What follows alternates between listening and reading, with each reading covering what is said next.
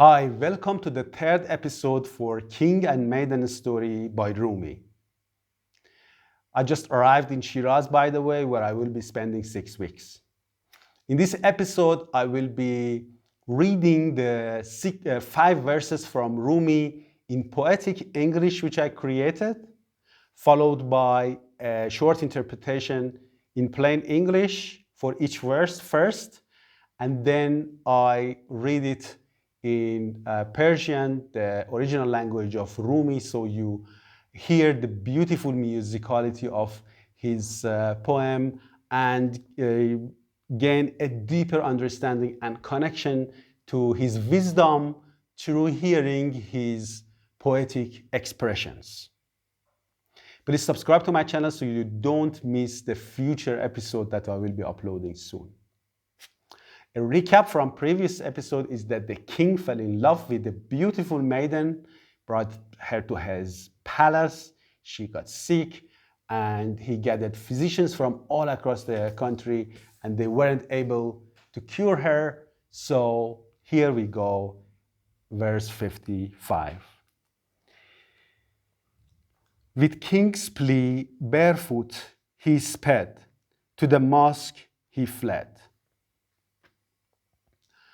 So king ran barefoot to the mosque, which shows the urgency of the matter. So he didn't have time to put shoe on. And also it could represent the fact that he is putting behind his material possession, like the shoes, and going to the mosque to do some spiritual practice.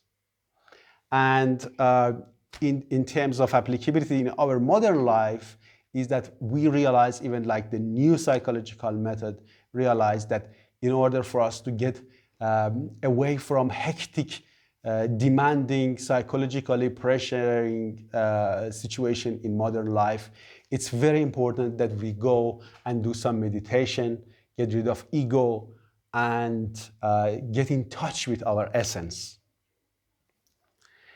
So the next episode verse says, upon the stage, tear he shed, sorrow's weight on his head.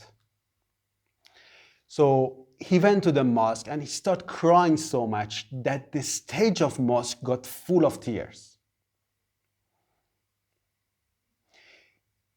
Here it is showing that although the king has such a high status in the country, he is showing vulnerability. And showing vulnerability is a sign of strength. It's only weak people who are not able to show that they are vulnerable because they are trying to protect themselves from their ego. And the lesson for us is that showing vulnerability does not show weakness, it shows our strength. And the psychological methods recently also showed that when you are vulnerable, when you are in touch with your real emotions and you express them, it can be very healing and relieving. Verse 57 says, from slumber's grasp he broke free, ego lost, soul's discreet. So the pain and suffering of his attachment to the maiden, his trust to the physicians, and the problem not being solved was so much that he cried a lot and he lost contact with his ego. He realized that this ego which said that you are a king, you have all the power, you can do whatever you want, you can get the maiden if you want to have her as your possession and have your physicians solving them. He broke so much that his ego left him, and then he realized his weakness in the matter, where he got in touch with his essence and with his spiritual sides.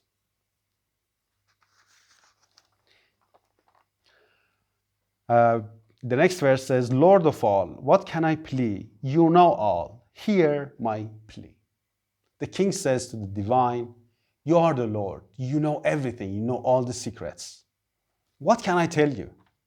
There is nothing I can tell you because you know it all. And it shows his humbleness That although he is the king, he knows that his secrets are revealed to the universe. The same as us, our secrets, everything that we do are measured and are there. We can really get the consequences of our action when we put some energy that is positive to the universe. A positive energy can come back to us and vice versa, and the opposite can be true too.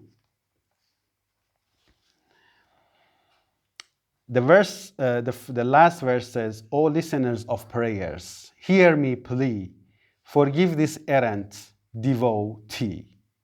He says to the divine, you are the listener of my prayers, and whatever I prayed in the past has come true. So you are the listener. Please hear me this time too. And I made a mistake, so please forgive me. This shows the importance of asking for forgiveness. First of all, in a sense that it's kind of result in us losing our kind of attachment to our image on others.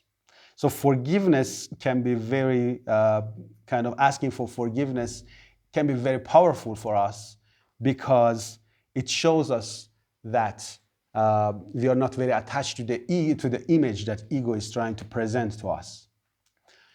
Asking for forgiveness can be also very useful in our social life, where we can kind of intentionally or not intentionally hurt others. And when we ask for forgiveness, it brings us closer together. This is not something that actually ego wants. Ego wants to say that you are right all the time. Don't show weakness. Don't ask for forgiveness. But if we listen to the ego, we are not going to have many good friends and relationship with colleagues, etc. So there are a lot of really deep meaning in these 5 verses.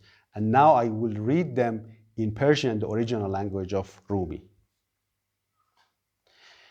شه چو عجز آن حکیمان را بدید، پا برهنه جانب مسجد دوید. رفت در مسجد سوی محراب شد، سجدگاه از اشک شه پر آب شد. چون به خویش آمد ز غرقاب فنا، خوش زبان بگشاد در مدح و ثنا. کی کمینه بخششت ملک جهان، من چه گویم تو میدانی نهان. ای همیشه حاجت ما را پناه، بار دیگر ما غلط کردیم راه.